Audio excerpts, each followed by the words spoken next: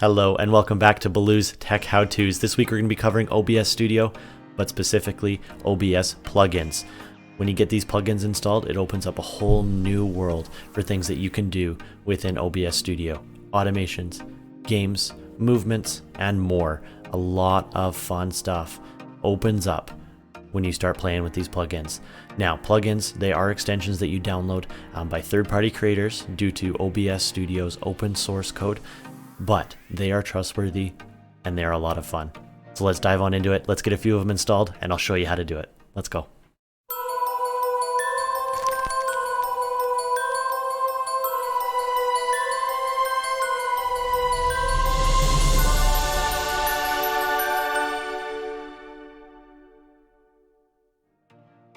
So when you come to OBS's page here, there's actually a forum full of these different plugins. Now you can go to the website, you can scroll down, and you can pick and choose which ones sound good to you, which ones you want to use. They do have ratings on them as well, but there are a few specifically that I want to show you, and we're going to dive into a couple of them, tell you what they do, and I will show you another easy way to download them as well.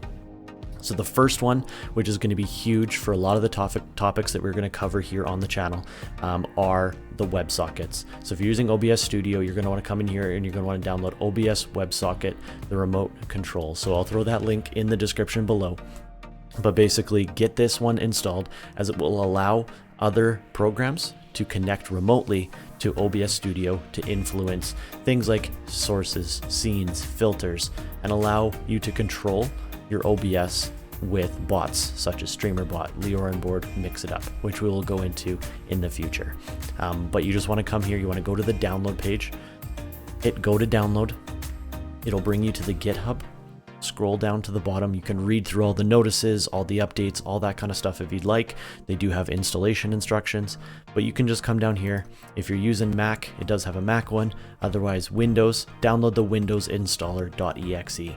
When you click that, it will open up your download box, click and run the application, and then once it's done installing, you can open up OBS and it will be installed there for you. The other one is going to be Move Transition.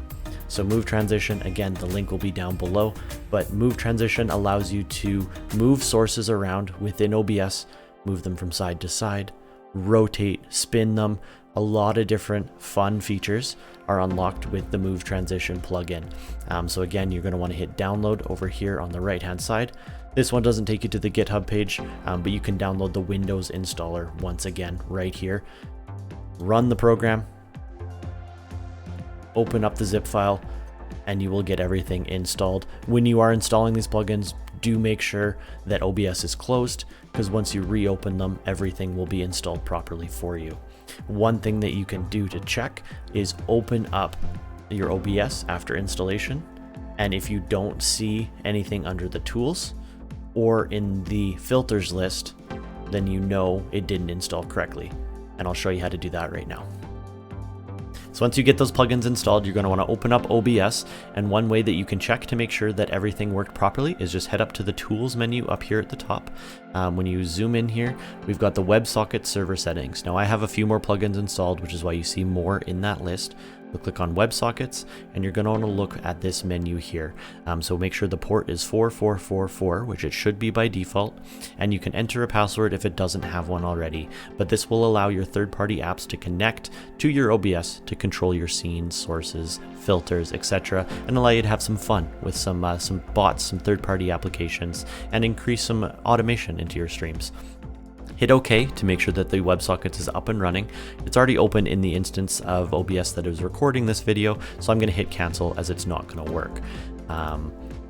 Next, for the Move Transition, the one that we installed there, we have a little image here. We just grabbed our Beluga Man logo, but you just need to check on a scene or a source. You just want to right click and check for filters, and then you're going to hit the plus button down here. On that plus button, you're looking for Move Transition Override, Move Value, and Move Source. If you see those ones there, then everything installed correctly and you're good to go. Last but not least is going to be another program that I want to show you called Starscape. Starscape will allow you to manage all of your OBS plugins, install them, update them, and remove them as needed, all from one simple application. So it doesn't have every single plugin. So if you don't see it within Starscape, you might have to go to the OBS forums, but Starscape has a lot of your most popular and most used plugins. So from this website, which will be in the link below, you just want to click on the download button. So download for free, install the application and boot it up. When you do so, you're going to get an application that looks like this. Now, this is Starscape. It has, under the Discover tab, a bunch of the different plugins that you can install into OBS.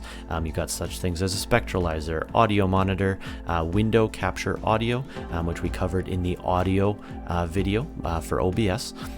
You've also got the replay source. Tuna is one that will tell you what song is playing, the artist, cover art, and song title. You've got transition matrices, and it also does have the WebSockets and move transition in here as well. So whatever plugins you want, you can click on them for more information, and then up here you do have an install versus uninstall button, and you can get them installed that way. Update as well. If any of your plugins have updates, they will show up here, and you can update all of them at once. Again, when you're downloading and updating, just make sure OBS is closed. Once you reopen up OBS, they should all be good to go and up to date for you. But that is a nice, simple, quick tutorial on how to get plugins installed using installers and making sure that your OBS plugins are up to date.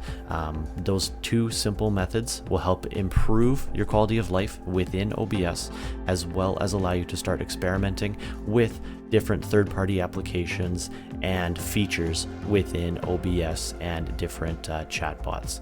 So I hope you found that useful. Let me know if you have any questions or concerns. What plugins do you use? Throw them down in the comments below, and maybe we'll make a compilation of all of our favorite plugins in the near future. But thanks again for watching. You can check me out on every Tuesday and Thursday over on twitch.tv/BelugaMan39, and I hope to see you around.